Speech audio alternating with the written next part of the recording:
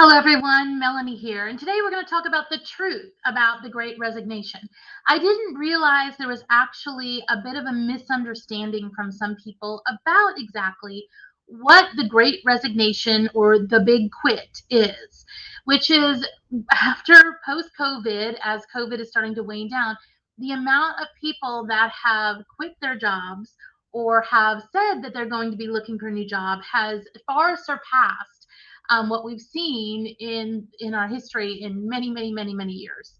But what I didn't understand is that some people had the misunderstanding that when we talk about the Great Resignation or the Big Quit, they were thinking it's people quitting and not going back to work. These are people just quitting their jobs, deciding to completely not work again or to just stay out of the workforce for many years. And that is actually not what the Great Resignation is. The Great Resignation is fueled a lot by what happened to you all as employees during this COVID times. So a lot of companies took away 401ks. Some companies did some very bad behaviors of lowering salaries and then chose not to raise those salaries back afterwards. They took and laid off 3 or 4 employees and then put all that work on you. There's been a lot of changes to the workforce. And so the Great Resignation is really to be expected. People stayed put for stability in some cases over the last couple of years.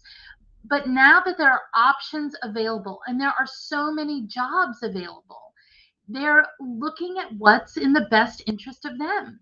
Many companies have done great things with allowing individuals to now work from home as a more standard part of their work week. If not the whole work week, then at least certain days. Or had the realization that the life and the world that we had before is not the same, and giving their employees more flexibility in other areas. There's also some employers that are offering higher salaries than the ones who cut the salaries down. I don't think employers should be at all surprised about the Great Resignation, the Big Quit. Look, I understand that when times get tough, you have to let employees go in order to make payroll for the ones that are remaining. Hopefully you do it in the best way possible, but I get it, right? I'm a business owner. I totally understand that. But some companies handled this whole process of COVID very poorly. And employees are not going to forget it. And even the ones who you didn't let go, but the ones that stayed behind and saw how some employers chose to treat some of their employees, it undermined their loyalty to you. It's gone are the days when a person works 30, 40 years for the same employer, at the end of it gets a pension and never has to work again. You're going to be changing jobs. You're going to have multiple employers.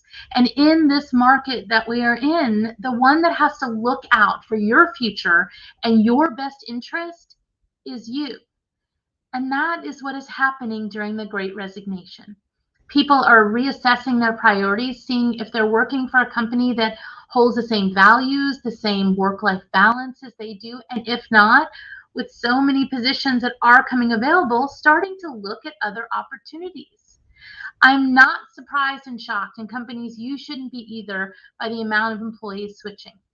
Now, for those of you who are still looking for a job or interested in switching into a new career or job, this is a great time. You have more leveraging power starting to come day by day in the salaries. There's opportunities that are abounding for you, and you are in control of your job and your career. Take the time, explore the market, see what's available out there for you, and what's the best fit for you, both professionally and personally.